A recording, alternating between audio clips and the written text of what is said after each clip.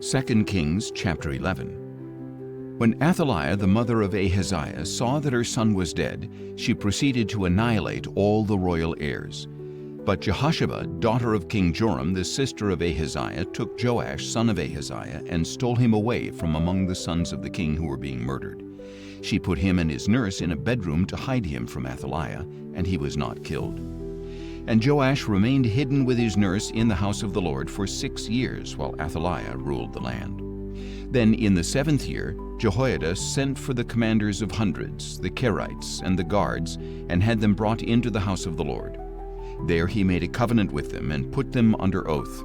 He showed them the king's son and commanded them, "This is what you are to do.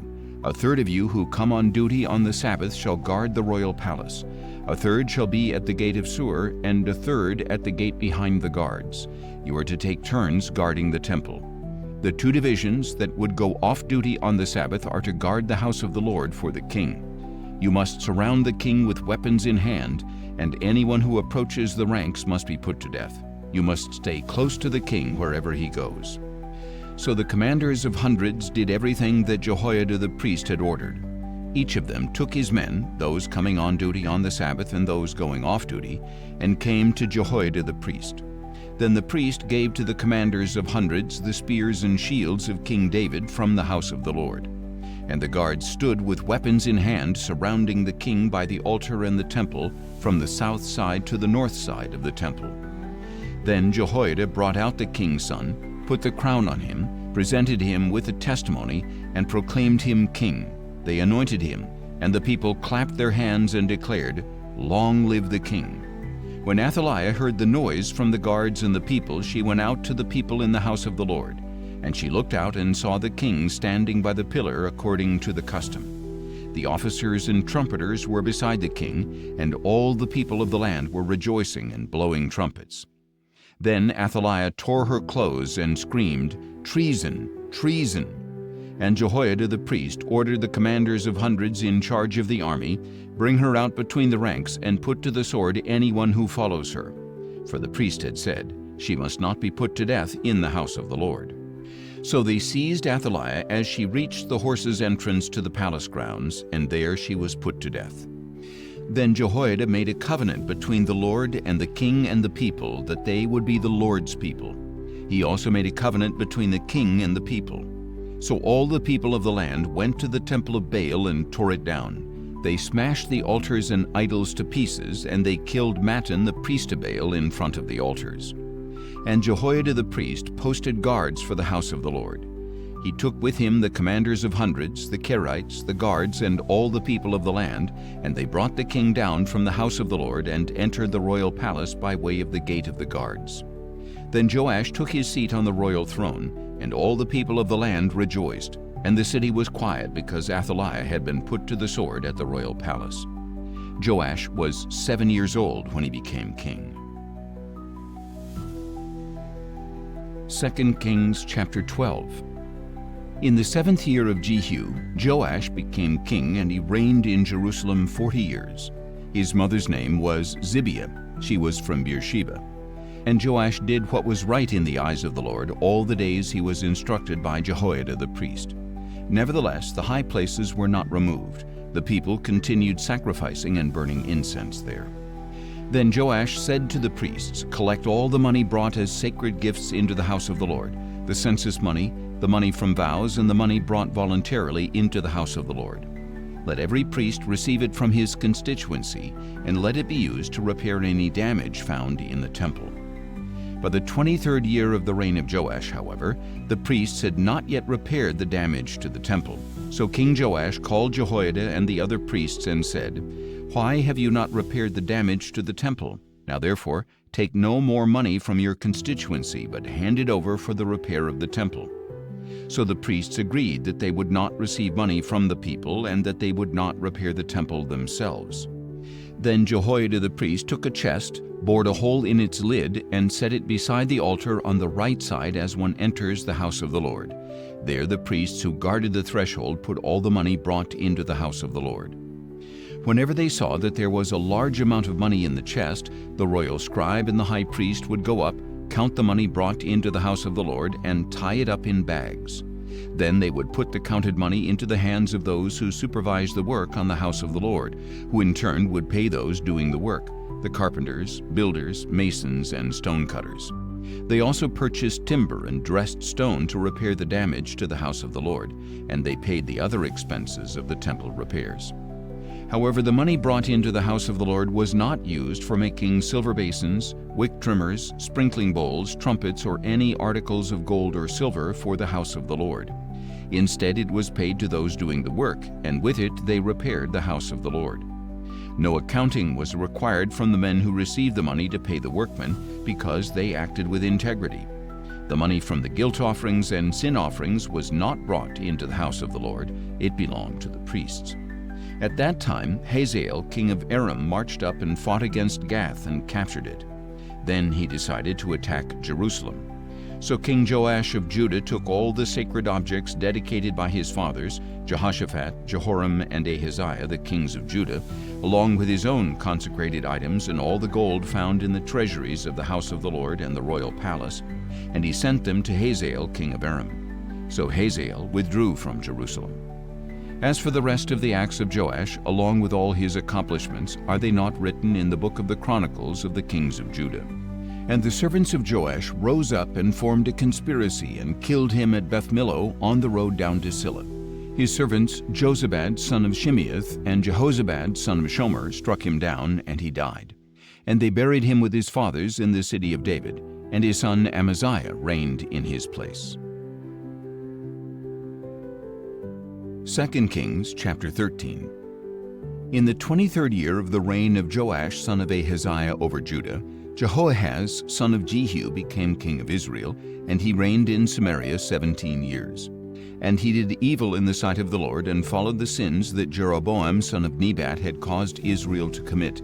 He did not turn away from them. So the anger of the Lord burned against Israel, and he delivered them continually into the hands of Hazael king of Aram and his son Ben-Hadad. Then Jehoahaz sought the favor of the Lord, and the Lord listened to him because he saw the oppression that the king of Aram had inflicted on Israel. So the Lord gave Israel a deliverer, and they escaped the power of the Arameans. Then the people of Israel lived in their own homes as they had before. Nevertheless, they did not turn away from the sins that the house of Jeroboam had caused Israel to commit, but they continued to walk in them. The Asherah pole even remained standing in Samaria. Jehoahaz had no army left except 50 horsemen, 10 chariots, and 10,000 foot soldiers, because the king of Aram had destroyed them and made them like the dust at threshing. As for the rest of the acts of Jehoahaz, along with all his accomplishments and his might, are they not written in the book of the Chronicles of the kings of Israel? And Jehoahaz rested with his fathers and was buried in Samaria, and his son Jehoash reigned in his place. In the 37th year of the reign of Joash over Judah, Jehoash, son of Jehoahaz, became king of Israel in Samaria, and he reigned 16 years. And he did evil in the sight of the Lord, and did not turn away from all the sins that Jeroboam son of Nebat had caused Israel to commit, but he walked in them. As for the rest of the acts of Jehoash, along with all his accomplishments and his might, including his war against Amaziah king of Judah, are they not written in the book of the Chronicles of the kings of Israel? And Jehoash rested with his fathers, and Jeroboam succeeded him on the throne. Jehoash was buried in Samaria with the kings of Israel. When Elisha had fallen sick with the illness from which he would die, Jehoash king of Israel came down to him and wept over him, saying, my father, the chariots and horsemen of Israel." Elisha told him, "Take a bow and some arrows." So Jehoash took a bow and some arrows. Then Elisha said to the king of Israel, "Put your hand on the bow." So the king put his hand on the bow, and Elisha put his hands on the king's hands. "Open the east window," said Elisha. So he opened it, and Elisha said, "Shoot." So he shot. And Elisha declared, "This is the Lord's arrow of victory, the arrow of victory over Aram, for you shall strike the Arameans in Aphek until you have put an end to them." Then Elisha said, "Take the arrows." So he took them, and Elisha said to the king of Israel, "Strike the ground." So he struck the ground 3 times and stopped. But the man of God was angry with him and said, "You should have struck the ground 5 or 6 times. Then you would have struck down Aram until you had put an end to it. But now you will strike down Aram only 3 times. And Elisha died and was buried. Now the Moabite raiders used to come into the land every spring. Once, as the Israelites were burying a man, suddenly they saw a band of raiders, so they threw the man's body into Elisha's tomb. And as soon as his body touched the bones of Elisha, the man was revived and stood up on his feet. And Hazael, king of Aram, oppressed Israel throughout the reign of Jehoahaz. But the Lord was gracious to Israel and had compassion on them, and he turned toward them because of his covenant with Abraham, Isaac, and Jacob.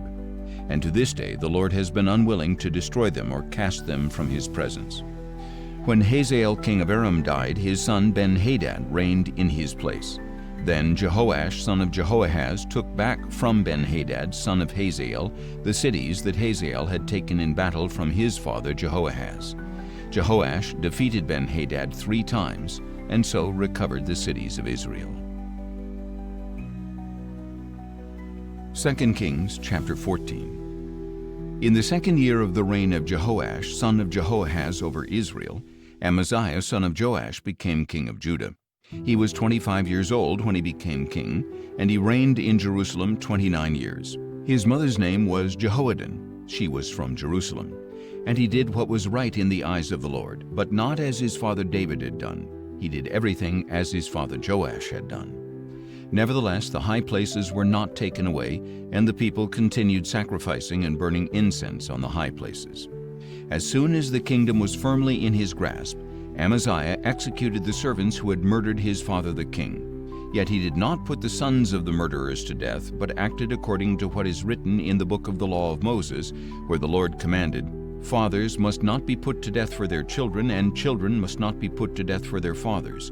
Each is to die for his own sin." Amaziah struck down 10,000 Edomites in the Valley of Salt. He took Selah in battle and called it Joktheel, which is its name to this very day. Then Amaziah sent messengers to the king of Israel, Jehoash, son of Jehoahaz, the son of Jehu. "Come, let us meet face to face," he said. But Jehoash, king of Israel, replied to Amaziah, king of Judah, "A thistle in Lebanon sent a message to a cedar in Lebanon, saying, 'Give your daughter to my son in marriage.' Then a wild beast in Lebanon came along and trampled the thistle. You have indeed defeated Edom, and your heart has become proud. Glory in that, and stay at home. Why should you stir up troubles so that you fall, you and Judah with you?" But Amaziah would not listen, and Jehoash, king of Israel, advanced. He and King Amaziah of Judah faced each other at Beth-Shemesh in Judah. And Judah was routed before Israel, and every man fled to his home. There at Beth-Shemesh, Jehoash, king of Israel, captured Amaziah, king of Judah, the son of Joash, the son of Ahaziah. Then Jehoash went to Jerusalem and broke down the wall of Jerusalem from the Ephraim gate to the corner gate, a section of 400 cubits. He took all the gold and silver and all the articles found in the house of the Lord and in the treasuries of the royal palace, as well as some hostages. Then he returned to Samaria. As for the rest of the acts of Jehoash, along with his accomplishments, his might, and how he waged war against Amaziah king of Judah, are they not written in the book of the Chronicles of the kings of Israel? And Jehoash rested with his fathers and was buried in Samaria with the kings of Israel. And his son Jeroboam reigned in his place. Amaziah son of Joash, king of Judah, lived for 15 years after the death of Jehoash son of Jehoahaz, king of Israel. As for the rest of the acts of Amaziah, are they not written in the book of the Chronicles of the kings of Judah? And conspirators plotted against Amaziah in Jerusalem, and he fled to Lachish. But men were sent after him to Lachish, and they killed him there. They carried him back on horses and buried him in Jerusalem with his fathers in the city of David. Then all the people of Judah took Azariah, who was 16 years old, and made him king in place of his father Amaziah. Azariah was the one who rebuilt Elath and restored it to Judah after King Amaziah rested with his fathers. In the 15th year of the reign of Amaziah, son of Joash, over Judah, Jeroboam, son of Jehoash, became king of Israel, and he reigned in Samaria 41 years. And he did evil in the sight of the Lord, and did not turn away from all the sins that Jeroboam, son of Nebat, had caused Israel to commit. This Jeroboam restored the boundary of Israel from Lebo-Hamath to the sea of the Arabah, according to the word that the Lord, the God of Israel, had spoken through his servant Jonah, son of Amittai, the prophet from Gath-hepher. For the Lord saw that the affliction of the Israelites, both slave and free, was very bitter. There was no one to help Israel. And since the Lord had said that he would not blot out the name of Israel from under heaven, he saved them by the hand of Jeroboam son of Jehoash. As for the rest of the acts of Jeroboam, along with all his accomplishments and might, and how he waged war and recovered both Damascus and Hamath for Israel from Judah, are they not written in the book of the Chronicles of the kings of Israel? And Jeroboam rested with his fathers, the kings of Israel, and his son Zechariah reigned in his place. 2 Kings chapter 15. In the 27th year of Jeroboam's reign over Israel, Azariah son of Amaziah became king of Judah. He was 16 years old when he became king, and he reigned in Jerusalem 52 years. His mother's name was Jechaliah. She was from Jerusalem. And he did what was right in the eyes of the Lord, just as his father Amaziah had done. Nevertheless, the high places were not taken away. The people continued sacrificing and burning incense there. And the Lord afflicted the king with leprosy until the day he died, so that he lived in a separate house, while his son Jotham had charge of the palace and governed the people of the land. As for the rest of the acts of Azariah, along with all his accomplishments, are they not written in the book of the Chronicles of the kings of Judah? And Azariah rested with his fathers and was buried near them in the city of David, and his son Jotham reigned in his place. In the 38th year of Azariah's reign over Judah, Zechariah son of Jeroboam became king of Israel, and he reigned in Samaria 6 months. And he did evil in the sight of the Lord, as his fathers had done. He did not turn away from the sins that Jeroboam son of Nebat had caused Israel to commit. Then Shallum son of Jabesh conspired against Zechariah, struck him down, and killed him in front of the people, and reigned in his place. As for the rest of the acts of Zechariah, they are indeed written in the book of the Chronicles of the kings of Israel. So the word of the Lord spoken to Jehu was fulfilled. 4 generations of your sons will sit on the throne of Israel. In the 39th year of Uzziah's reign over Judah, Shallum son of Jabesh became king, and he reigned in Samaria 1 full month. Then Menahem son of Gadai went up from Tirzah to Samaria, struck down and killed Shallum son of Jabesh, and reigned in his place. As for the rest of the acts of Shallum, along with the conspiracy he led, they are indeed written in the book of the Chronicles of the kings of Israel. At that time Menahem, starting from Tirzah, attacked Tiphsah and everyone in its vicinity, because they would not open their gates. So he attacked Tiphsah and ripped open all the pregnant women. In the 39th year of Azariah's reign over Judah, Menahem son of Gadai became king of Israel, and he reigned in Samaria 10 years. And he did evil in the sight of the Lord, and throughout his reign he did not turn away from the sins that Jeroboam son of Nebat had caused Israel to commit. Then Pul, king of Assyria, invaded the land, and Menahem gave Pul 1,000 talents of silver in order to gain his support and strengthen his own grip on the kingdom. Menahem exacted this money from each of the wealthy men of Israel, 50 shekels of silver from each man, to give to the king of Assyria. So the king of Assyria withdrew and did not remain in the land. As for the rest of the acts of Menahem, along with all his accomplishments, are they not written in the book of the Chronicles of the kings of Israel? And Menahem rested with his fathers, and his son Pekahiah reigned in his place. In the 50th year of Azariah's reign over Judah, Pekahiah son of Menahem became king of Israel, and reigned in Samaria 2 years. And he did evil in the sight of the Lord, and did not turn away from the sins that Jeroboam son of Nebat had caused Israel to commit. Then his officer, Pekah son of Remaliah, conspired against him along with Argob, Ariah, and 50 men of Gilead. And at the citadel of the king's palace in Samaria, Pekah struck down and killed Pekahiah, and reigned in his place. As for the rest of the acts of Pekahiah, along with all his accomplishments, they are indeed written in the book of the Chronicles of the kings of Israel. In the 52nd year of Azariah's reign over Judah, Pekah son of Remaliah became king of Israel, and he reigned in Samaria 20 years. And he did evil in the sight of the Lord, and did not turn away from the sins that Jeroboam son of Nebat had caused Israel to commit.